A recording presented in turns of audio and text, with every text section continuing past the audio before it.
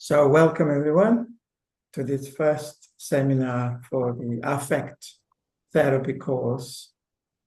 6 seminars, not consecutive weeks. The next one will be in 2 weeks.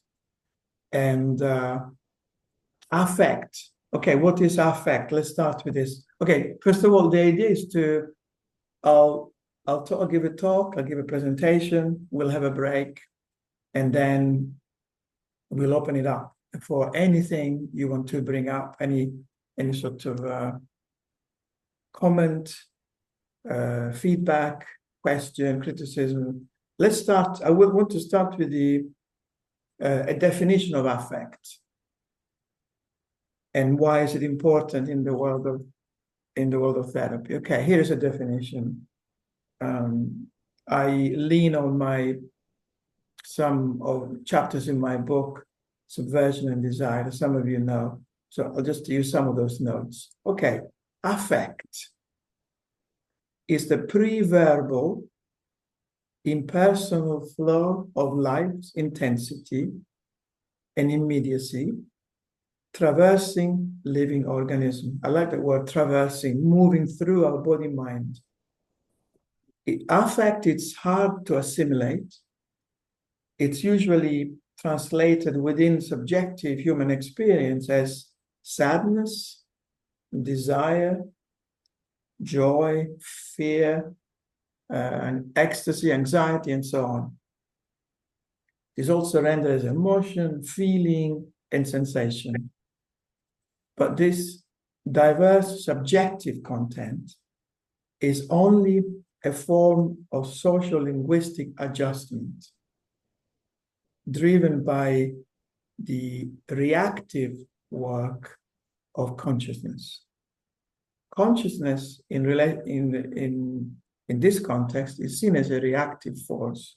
Nietzsche would say consciousness is a symptom. Is a symptom in relation to the living, moving richness of phenomena. In our societies of control, the inherent autonomy of affect is redirected towards adaptation. It has to be toned down and compliance and driven away from actualization. Then we have the compulsion in this day and age to measure and control affect. This is not new, but it's particularly intense in our neoliberal time. This affect has to be measured, quantified, translated, defined in subjective terms. But this endeavor went on for a long time, from Plato to Husserl,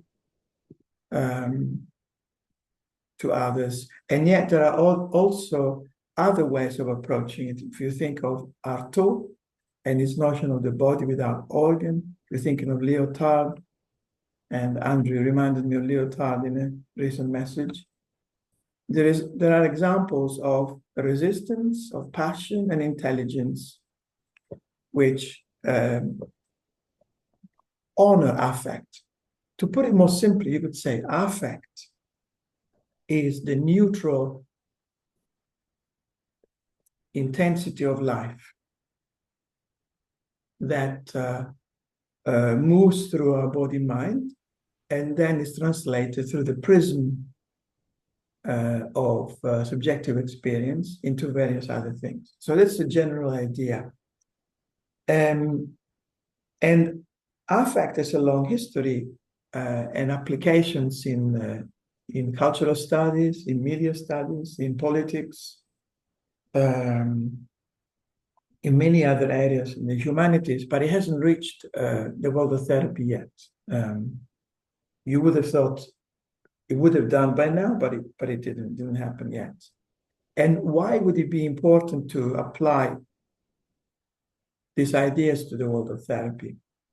I think it's important and urgent because it would help, and I'll say a little bit more in details, but the immediate thing, it would decenter the attention the endeavor, the investigation, the therapeutic investigation, from our congenital obsession with the subject, with the self, with me and my drama and my stories and my this and that, more directly or as directly one can make it to the you could say the wider experience, and more in particular to what traverses this body and mind, the body and mind of the client, the body and mind of the whole environment at this particular time, even here as we are sitting here. So that's the general idea, to take on board this idea of affect, to look at, the claim is quite bold, to look at life and death directly, moving through us, rather than always having to diminish it within the domain of the self. As I will say later on, it doesn't mean to neglect the self. This has been always the mistake of all transcendental, so-called transcendental tradition. This is not a matter of bypassing the self, but to examine it alongside this other dimension, which is more wide. Okay, that's the general premise. And please make a note if anything is unclear, so that in the discussion we can really open it up. It will help me also clarify it further. So I'm just trying to express these things so far. So that's as a general definition. And culturally, this emphasis on affect tries to restore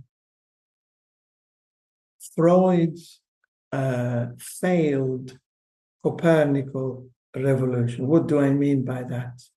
Personally, I have a mix of admiration and also very mixed feelings about Freud. Certainly Freud and his work in psychoanalysis has been oversimplified over the years, but when he started, he was said that he would be, alongside Marx and Nietzsche, one of the great masters of suspicion.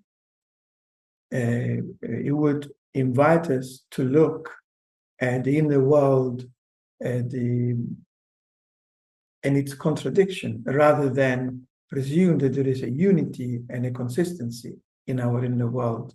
Very similar to what Nietzsche did for our so-called moral nobility and great values. And the same as Marx did for societal, the happy, harmonious bourgeois society built on genocides and massacres and genocides as we speak, if you think of Gaza.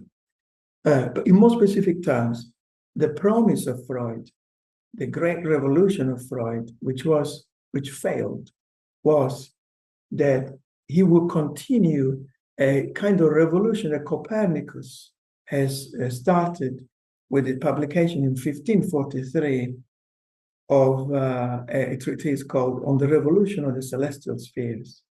To put it simply, Copernicus continued a counter-traditional view of the cosmos, according to which our planet is not at the center. And this was such a shock for the worldview of the time, a bewildering shock. And the tradition went back to Aristarchus, the 3rd century BC, and now this, and some of you are familiar with this. And Galileo had a similar position. The church didn't like it. The idea was that the earth is at the center, the human being is at the center of creation, and I and the self is at the center of experience. But Copernicus is saying, no, we're not at the center.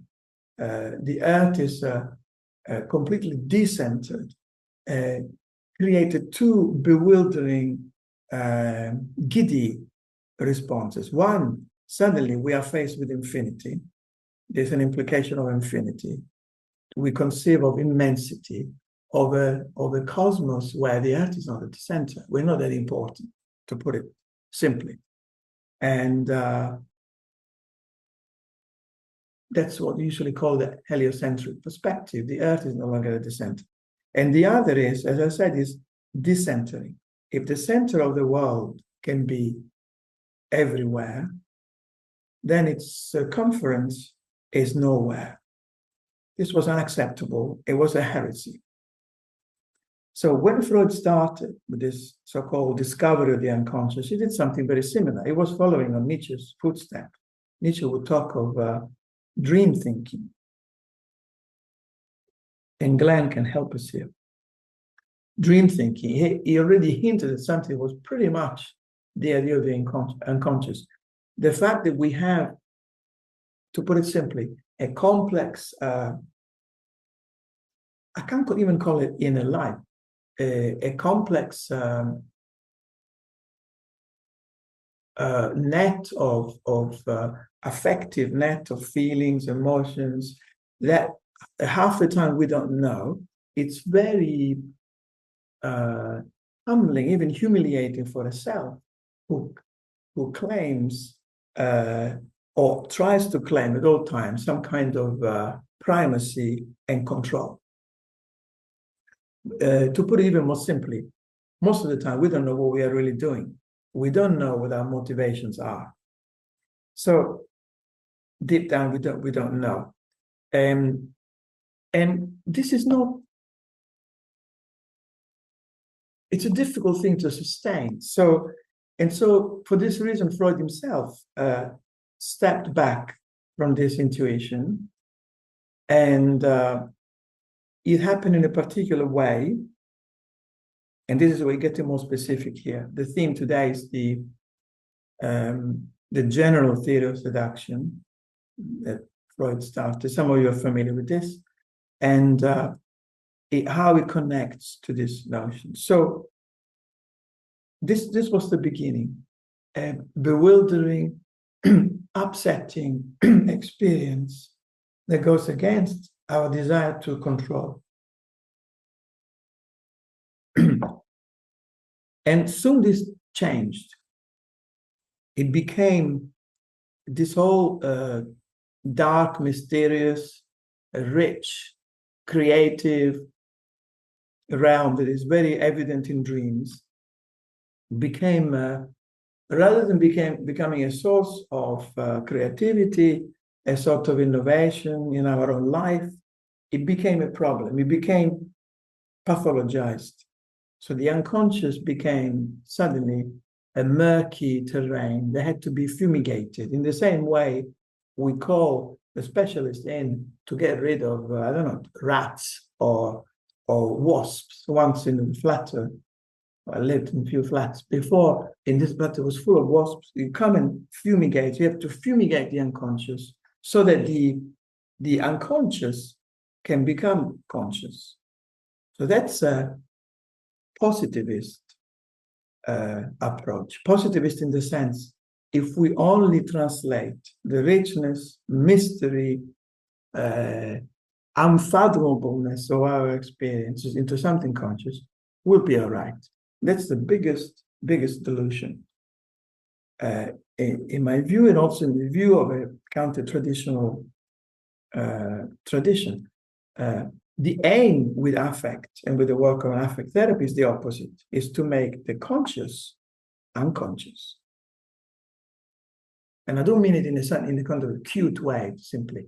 It would mean to, every time we pay close attention to something, every time we look at something again, look again, every time we respect, look again, respect at a particular phenomenon, at another person, every time we look again at our own experience, we realize that we don't know it.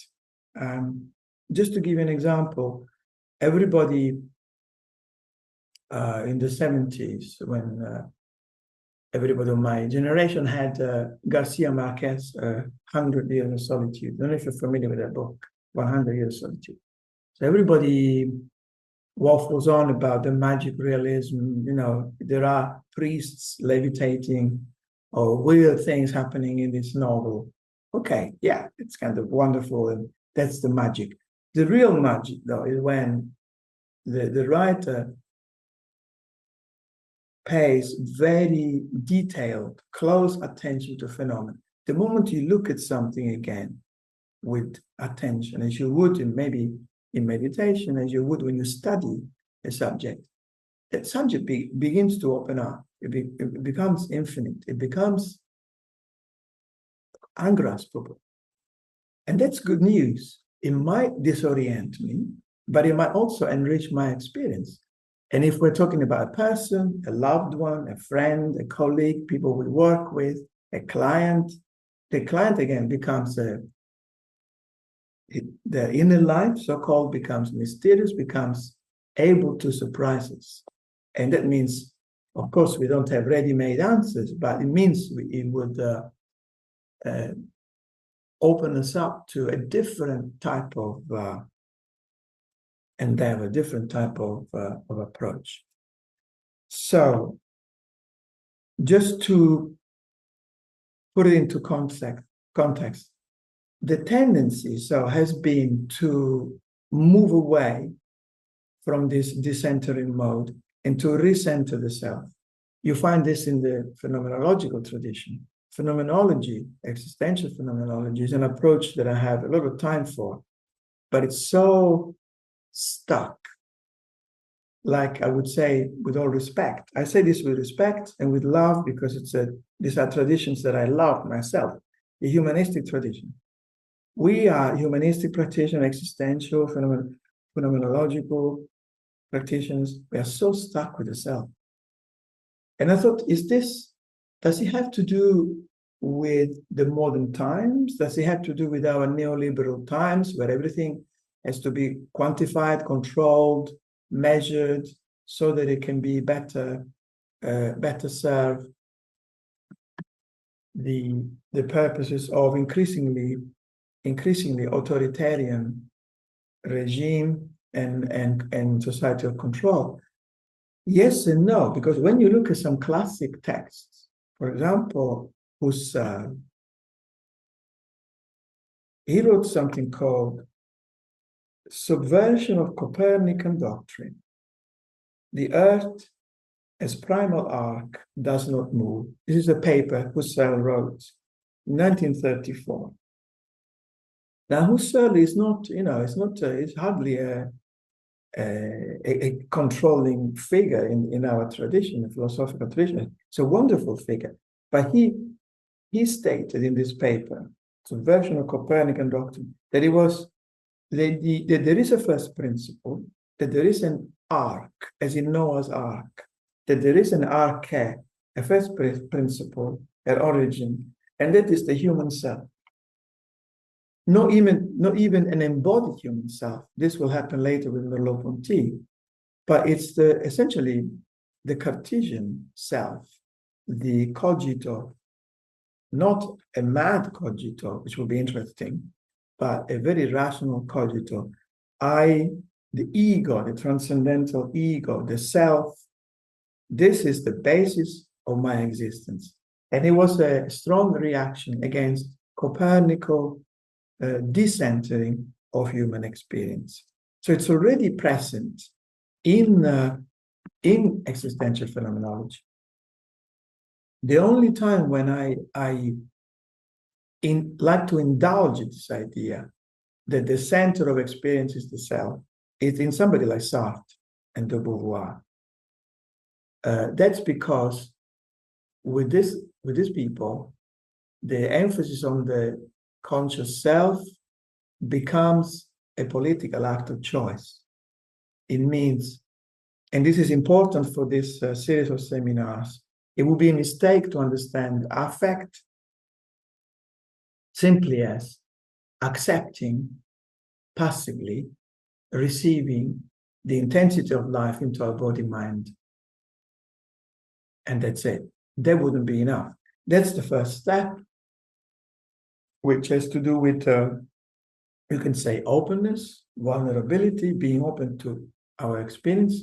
But the second step, and I'm jumping ahead, and the inspiration here is Spinoza, is to turn this current of affect into something active. And you find this in Sartre. Everything becomes choice and becomes responsibility. So we can't say, oh, it just happened to me. I just couldn't help it, just happened. Yes, there's an element of that, but there is also an element of choice and responsibility. Okay, so another caveat in relation to this affect thing. So historically, in psychoanalysis, in psychotherapy, and by the way, I use this word interchangeably. To me, psychoanalysis, psychotherapy is a continuum with many variations, with many debates, with many differences within it. I don't see it as different schools. I see it as a continuum with, and of course, I have some preferences. My preferences go within the psychotherapeutic tradition to those all elements that are subversive in an interesting sense of the word, not just subversive in a sort of a childish way, but that really bring up something of a possibility that goes against the status quo. That's the idea. But the point is this, that in Freud and later in all other practitioners, you can find this in Carl Rogers, when there is expressed in a different way, organism and self, rather than the unconscious, the id, and then the ego self. There is a movement that goes out, that explores, that is ready to get lost into the experience and learn. And then there is a movement that goes in. And this movement is like a braid or a plait. It's like one thing goes out. So there is this experience that is bewilders the self, frightens the self, sends the self into ecstasy, into different mode, into a rich mode. And then there is a tendency to rein in. The tendency to rein in is legitimate, is right, is not. I'm not saying that the whole of psychotherapy should be a kind of exclusively looking at this neutral element, right? It wouldn't be right. We want to go back to Ithaca. We, like Ulysses, we want to travel. We want to explore. I want to explore. I also like the feeling of home, of making sense of my experience. The problem is that arguably, you might disagree with this. I think culturally and politically, this dimension of exploration, of innocent endeavor, of appreciating and valuing what Nietzsche would call the unguiltiness of becoming, the innocence of becoming, has completely vanished. It's completely vanished. Psychotherapy has now become another tool of management of experience, management of relationship, control of experience. I have to gain control, some amount of control, some amount of management, particularly when we are dealing with upheavals of thought, when we're dealing with upheavals of powerful emotions, magnificent monsters. Again, Nietzsche, my lifelong love and companion in these endeavors. Those dimensions are scary. The Dionysian dimension is scary. It might look groovy, but it's quite scary. So it's good to want to rein in, but to only rein in, to become a manager of our experience, how thoroughly boring. How thoroughly boring that is. Is that what life is for? Like, I lived my life, I managed my life. Okay. So to focus on affect, as we'll be doing in these 6 meetings, is an attempt to rebalance this kind of disequilibrium that has happened. And we need to rebalance it and to move at least more in harmony with these two natural tendencies. We want to explore, we want to get lost in experience, and then we want to go back. And the symbol for this is the siren's call. So let's say the ego self is the sailor, and the experience is the call of the siren.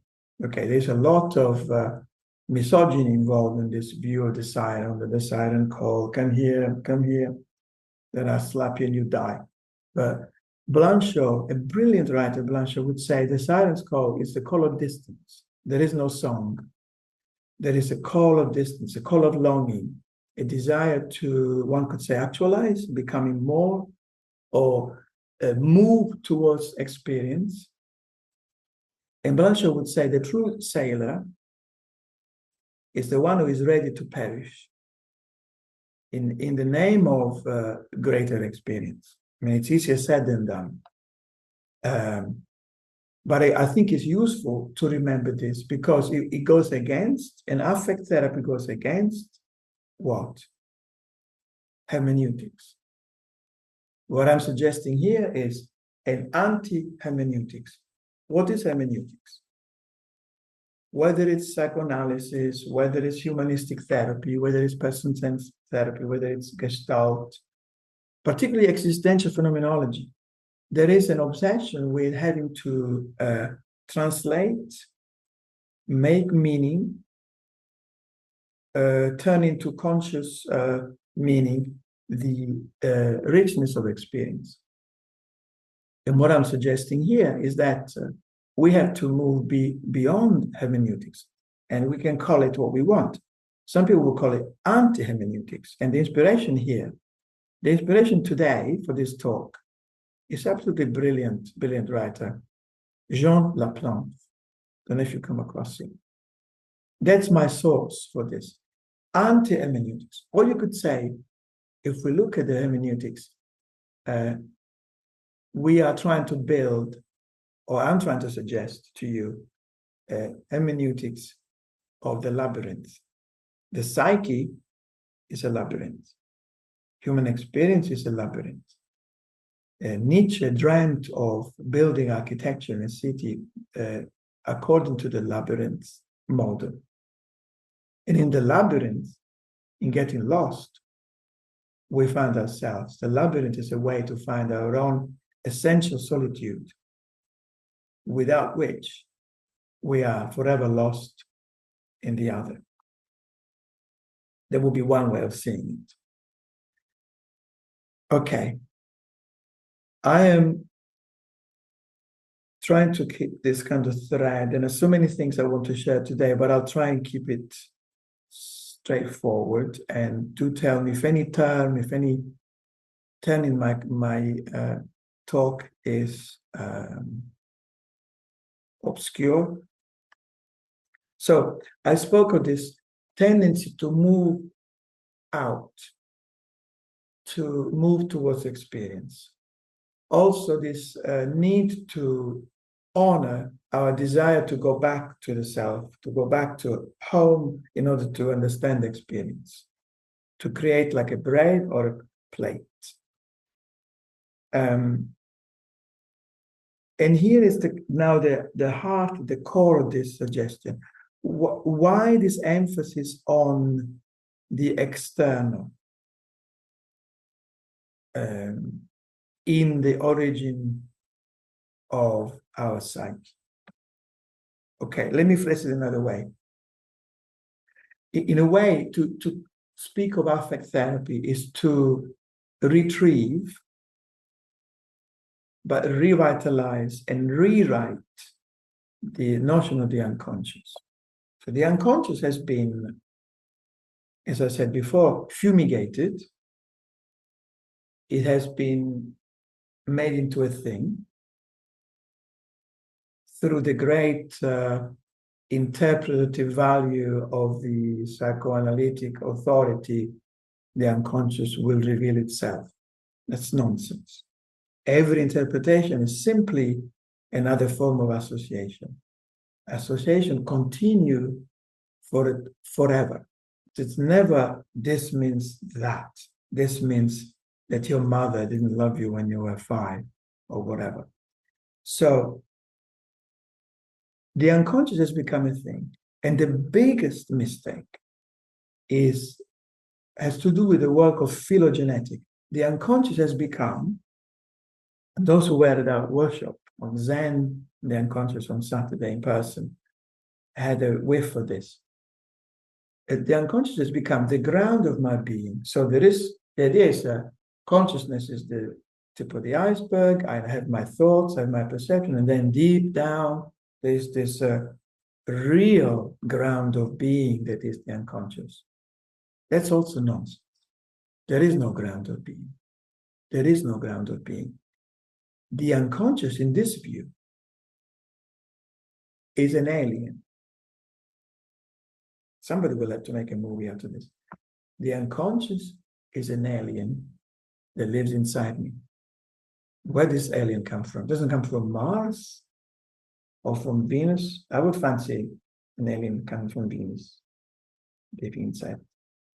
But the alien is, bear with me, this is very important this is almost like an attempt at developmental theory in affect therapy. Okay, the unconscious is the enigmatic message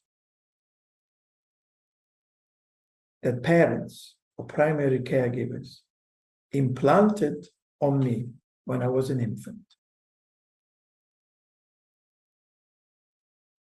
I was an infant. Infant means no speech.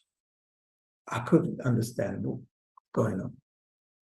Something is going on, but I don't know what it is.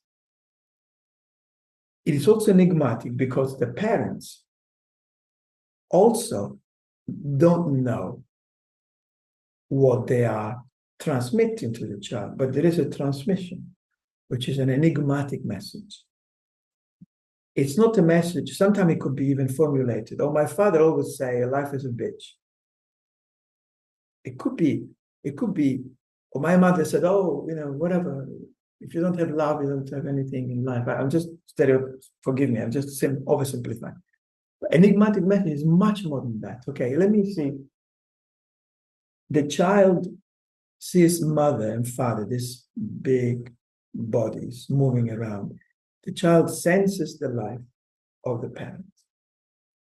And something is transmitted. Something is transmitted, which the parents themselves do not know, because they also have an alien inside them, because also they cannot be, no human being can be fully aware of their range of experience. So something is transmitted, is implanted, and we don't know what it is. Allow me a quick move there. Judith Butler has argued that one of the things that gets implanted is gender. Oh, we're going to have a boy. Already there is a message, enigmatic message, whatever boy means, it's going to be a boy. The boy is born, and it is a boy. And it's all infused with this enigmatic message. To some degree, it doesn't have to be like that, but to some degree, the enigmatic message is by definition traumatic. The trauma is now an industry. I mean, I won't talk about that because I get really upset when I talk about it. So we won't go into the trauma and the trauma industry, do a weekend workshop and your trauma will be healed. No, by trauma, I mean more in a more fundamental way. There is an implantation, an eruption from the outside, from my parents, from mom and dad, from my primary caregiver, which enters my being. And it begins to percolate and live inside me. That's the alien inside me. That is what the unconscious is. The unconscious no longer has the origin in a self-generated, fully, insulated psyche, a la Melanie Klein, where there is a full, the child is born with all these things already. It's just a little astronaut with this little world inside. No, the origin of my psychic life, of my deep, mysterious, unconscious life, is implanted by the primary caregiver. And it's a traumatic experience. Why traumatic? Because it comes from the outside. It, like affect later in life, it will influence, hit, and percolate through my being. So if I were to turn this into a task, okay, the task for today, the reflection for today to take home with you, so to speak, is to reflect either on your clients or on yourself on the unfathomable, to some degree, indirectly understood, enigmatic message of the parents, how this lives in us, and how this can be turned into our own different words for this, our own cultural message, our own work in the world. The example I love to give is one given by Laplanche. A child received this message from, like we all do, according to this idea, which I would like you to entertain. You don't have to believe any of this, but just consider it. So the child imbibes, maybe it's the right word, imbibes through the skin ego, through skin ego, it's the right word. The self is a skin. It's a very open,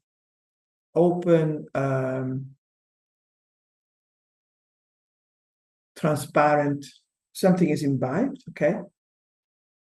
The child grows up, carries this thing with them, carries the vitality, mysterious, sensual, sexuality, dreams, sorrows and joys of their parents.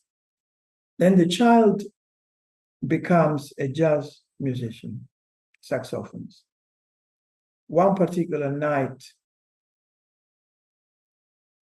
let's say it's a man, saxophonist, I can't think of a particular jazz player, a saxophonist, he's particularly inspired, he goes into an improv, beautiful improv, and somehow the improvisation, God knows how, carries the message of the parents translated into a cultural, affective form. Somebody in the audience just happened there by chance, is in there, is completely overwhelmed by this particular solo. Something happens in this person. The message is transmitted. The message is complete. The enigmatic message has moved to another level and has traveled through another body-mind. Mission accomplished. That's the beauty of this, that in a way you could say, my own spin on this is, we long to first understand, then translate, then cognitively make sense of it. But all of these are modes of repression. I would say that to translate something so enigmatic, like the mysterious life that my mother had in her, from her mother, from all the ancestry of southern Italy, go back to Greece and all that, to translate it into a cognitive thing is such a reductive thing.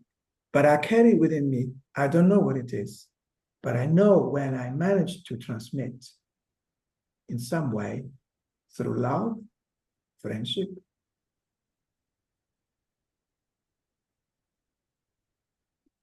through work, that's the idea. So in a way, if I were a Jungian, which I'm not, definitely not, I would say, well, Matty said this dream continues, moves on through bodies, through through many lives, through many generations, okay? And this happens all the time, but it's usually manipulated. What is advertising? Selling stuff constantly, but a misuse, a manipulative, controlling, immoral use of enigmatic affective messages. You know, if I have a particular product, I will be happy. You see what I'm trying to say? So how can we, in a way, go as close as we can to the nature of the message that the parents transmit to our clients? It's an impossible task. But personally, I only like impossible tasks because at least we can come close, and maybe sometime this will be expressed. Certainly, these things are expressed in art. A sudden memory comes to me. I lived in Munich in my early 30s. Was working in restaurants, making my way up from dishwashing to salad to cook. And Monday was my day off. A rainy day, I was pissing down. I was in Munich. Monday afternoon, gray. So what am I going to do? I go to a little cinema. 5 people in there. A film by some guy I never heard of before, Tarkovsky. So the hell is that? Okay, whatever. Film was called Solaris. Don't know if you've seen Solaris. Okay. I don't know. Maybe I was tired. Maybe I was particularly vulnerable. Maybe I had smoked pot the evening before. I don't know. I won't tell you the film. I won't bore you with the whole story, but when I came out to the cinema, it had gone dark. It was raining. I had this question. It's a very Zen koan sort of question. What is this world? Who am I?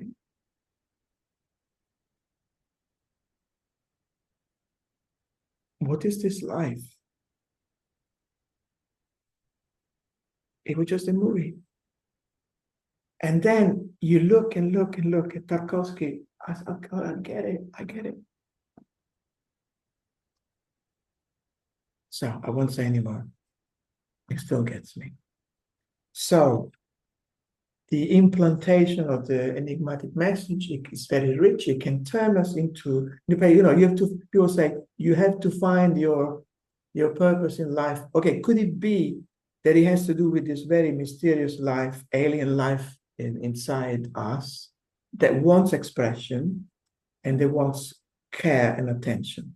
And could it be that, here then is another thought, that is imbued with a sensuality, with a sexuality that attachment theory has also managed to completely fumigate from our experience. Why? Because in this view of bear with me, the implanted message, the conduit is unconscious, but the nature is body infused with the mysterious, happy, frustrated, joyful, sorrowful sexuality of our parents. It's a strange thing that this body, mom and dad, that gives us nurture, care, and love, is also infused with desire. But it's a lie, as attachment theory has told us, that this subtle communication between mother and child, father and child, parents and child, let's go beyond this reductive, heteronormative stereotypes. It's a betrayal of childhood, the betrayal of parental, how can I say, parental experience, to only look at love, care, and nurture. That's too simple. That's to sanitize the complexity of those early years. And so one way of saying this, the world is now fashionable is to decolonize everything. I am all for it. How about to decolonize the unconscious? How about giving the unconscious, as some people would say, fangs again? How about giving the unconscious the creative potential it has? How about rewriting it and call it something else? I would call it affect, for one thing. I have no problem with the word unconscious, but it has been, unfortunately, misunderstood and misused.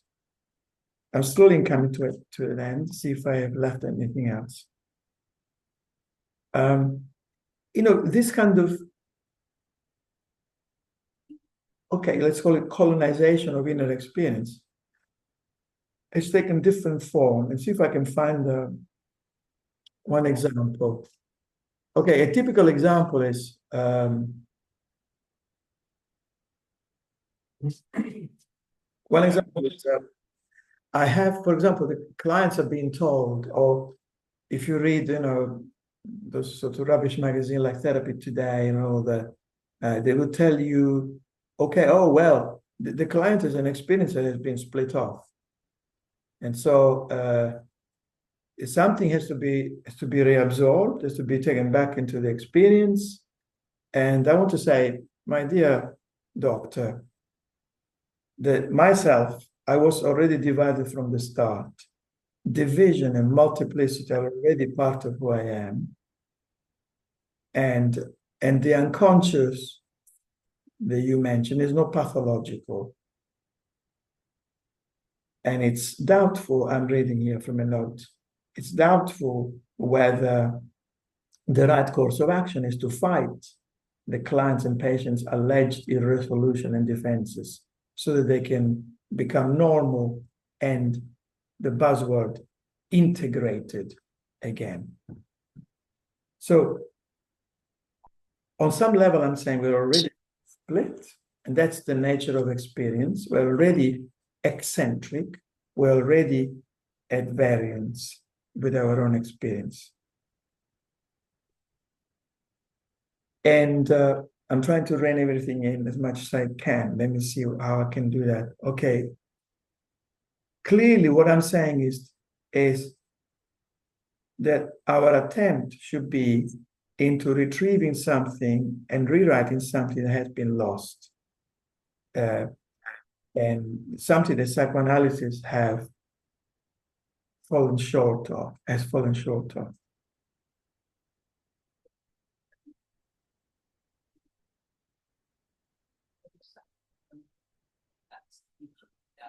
This will be one way of grounding. And if I were to turn it into a formula, this would be to question the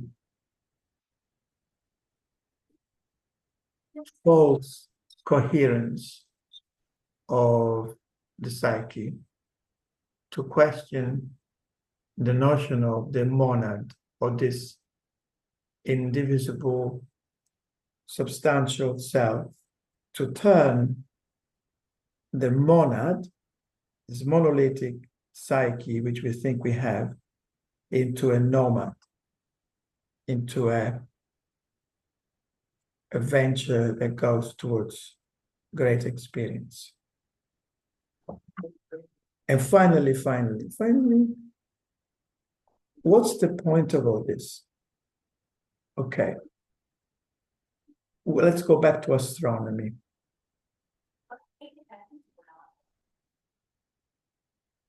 I'm thinking of spaceships. I'm thinking in terms of spaceships. I'm still with Tarkovsky and that wonderful science fiction movie, Solaris. There is a version with George Clooney, which is not Hollywood, it's not quite the same as Tarkovsky. Anyway, okay. So what would be the purpose of therapy according to this particular, I don't know if it's a model, according to this particular inclinations?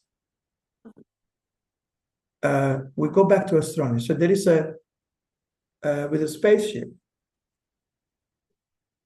there is some time with a satellite, there is some time a window when the satellite can either go into orbit from the Earth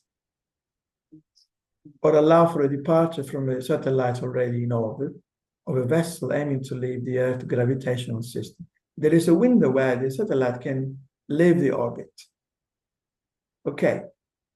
There are moments in therapy when this circling around the experience, which might be primal, might be a particular experience or not, allows a window where the therapy itself can take flight. And that's a wonderful moment in therapy, I would say. And that is only possible if we allow our attention, our investigation to go a little bit off center from this fixation with self and to look into the wider picture. I'll stop there, I think. Thank you.